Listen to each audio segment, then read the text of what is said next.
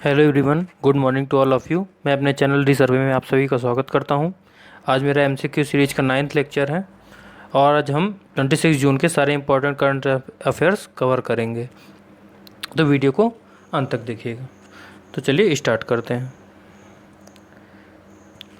किसको केंद्र सरकार ने भारतीय रिजर्व बैंक के केंद्रीय बोर्ड में अंशकालीन गैर आधिकारिक निदेशक के रूप में फिर से नामित किया है? तो ये किया गया है नटराज चंद्रशेखरन को। ये पहले चेयरमैन ऑफ टाटा सन्स, मतलब चेयरमैन थे टाटा सन्स के। तो चलिए हम कुछ जान लेते हैं आरबीआई के बारे में कि अंशकालीन गैर आधिकारिक निदेशक क्या कहलाता है, जिसे हम बोलेंगे पार्ट टाइम, बोलेंगे part time non official director बोलेंगे। तो देखिए आरबीआई में जैसे फुल स्ट्रेंथ होती है 21 की, डायरेक्टर्स की जो फुल स्ट्रेंथ होती है आरबीआई की वो 21 की होती है, जिसमें ऑफिशियल डायरेक्टर्स भी इंक्लूडेड होते हैं और नॉन ऑफिशियल डायरेक्टर्स भी इंक्लूड होते हैं। तो पहले हम ऑफिशियल डायरेक्टर्स की बात कर लेते हैं। तो ऑफिशियल डायरेक्टर्स में एक गवर्नर होता है और max to max 4 deputy governor होते हैं। एक गवर्नर, 4 डिप्टी गवर्नर। फिर अगर जो हम आते हैं नॉन ऑफिशियल डायरेक्टर्स के बारे में, तो ये होते हैं 16 होते हैं ये, जिनमें से 10 जो तो नॉमिनेट किए जाते हैं गवर्नमेंट के द्वारा ही, अलग अलग फील्ड से। जैसे कि क्या होता है कि अलग किसी एक इंसान को सभी फील्ड्स का नॉलेज नहीं हो सकता, तो इसीलिए हम अलग अलग फील्ड्स से गवर्नमेंट बॉडी के द्वारा ही नॉमिनेट किए जाते हैं डायरेक्टर्स को। तो 10 तो हम नॉमिनेट करते हैं अलग अलग फील्ड से, 2 गवर्नमेंट ऑफिशियल्स होते हैं, तो ये 10 2 12 हो गए। और जो 4 लोकल बोर्ड्स हैं, एक मुंबई में, कलकत्ता में, चेन्नई में और दिल्ली में, तो ये 4 लोकल बोर्ड्स के 4 डायरेक्टर्स हैं। तो टोटल हमारे 16 हो गए। ठीक है, तो इसका आंसर क्या है? नटराज चंद्रशेखरन। किस राज्य सरकार ने गरीबों के लिए इंदिरा रसोई योजना शुरू की? तो ये राजस्थान सरकार ने शुरू की है।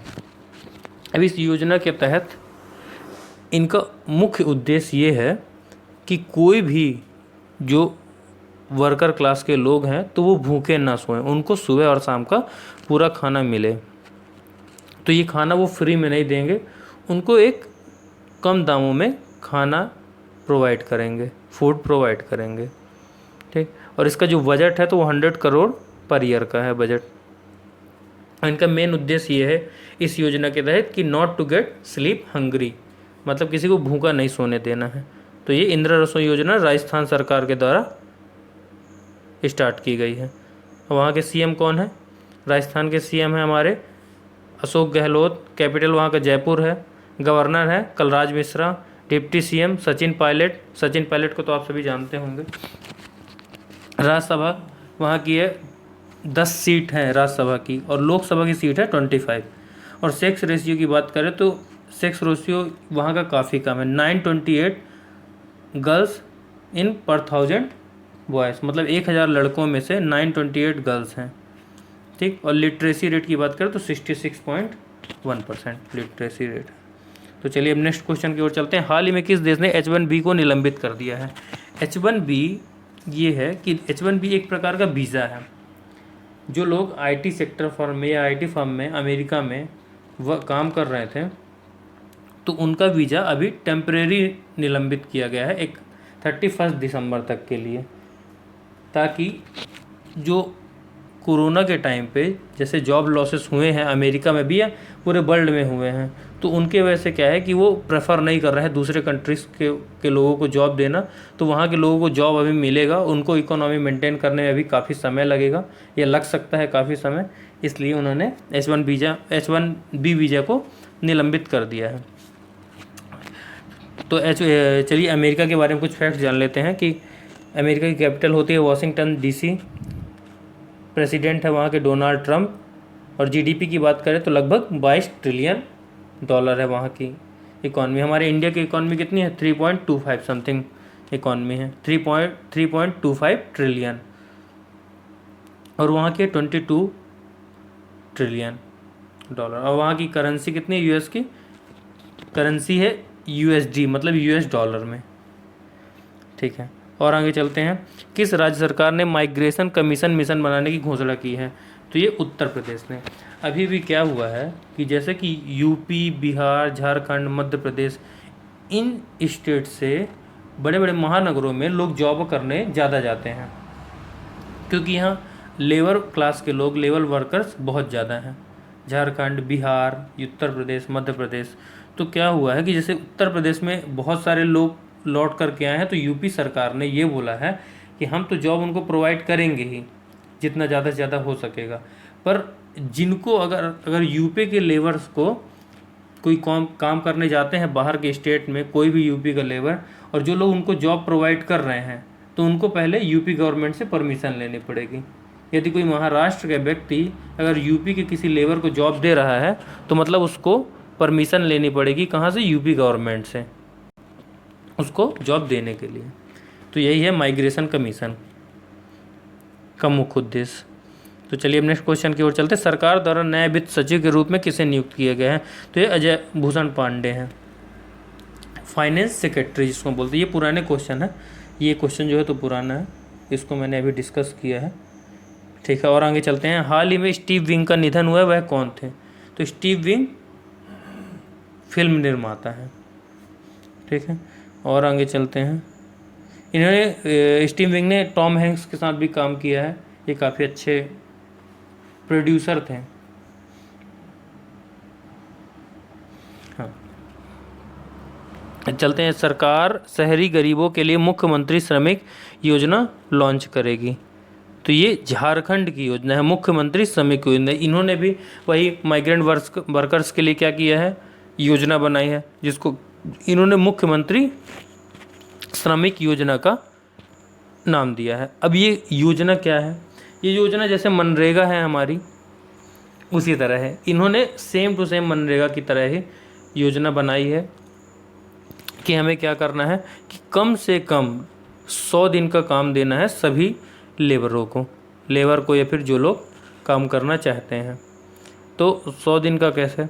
जैसे कि उनका एक कार्ड बनेगा, ये वर्क ऐसे करेगा कि स्टेप बाय स्टेप कि उनका कार्ड बनेगा, और हर एक व्यक्ति को कम से कम मिनिमम वेज इतना मिलना चाहिए 100 दिन के बराबर, ठीक है। तो ये झारखंड है इसका आंसर। हाल ही में किसे उत्तराखंड क्रिकेट टीम के मुख्य कोच नियुक्त किया गया? तो ये वसीम जाफर हैं। चलिए उत्तराखंड के बारे में कुछ जान लेते हैं हम कि उत्तराखंड की कैपिटल क्या है? देहरादून है, ठीक है। गवर्नर कौन है? बेबी रानी मौर्य। सीएम वहाँ के कौन है? त्रिवेंद्र सिंह रावत। राज्यसभा कितनी सीट है? 3 सीट। और लोकसभा 5 सीट है। उत्तराखंड की जीडीपी है अगर जो मध्य प्रदेश के कंपैरिजन या फिर उत्तर प्रदेश के कंपैरिजन, तो काफ़ी ज़्यादा है।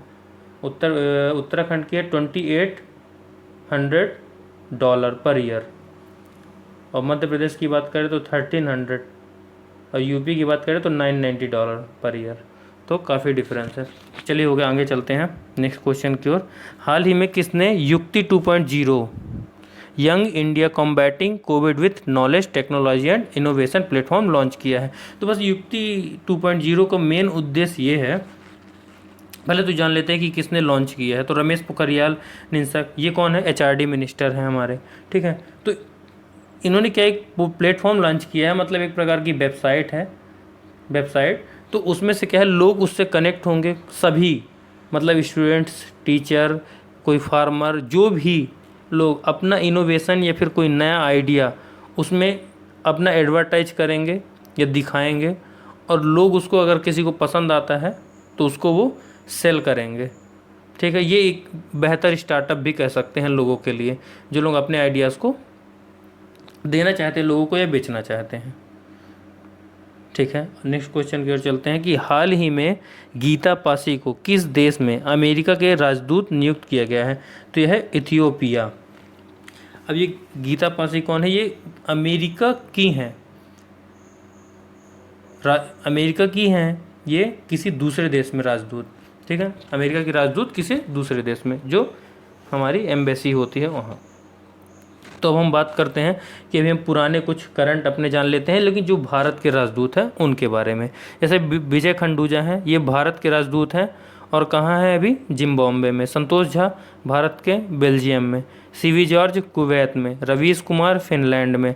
शंभु एस कुमारन फिलीपींस में। और मोनिका मोहता स्विट्जरलैंड में है।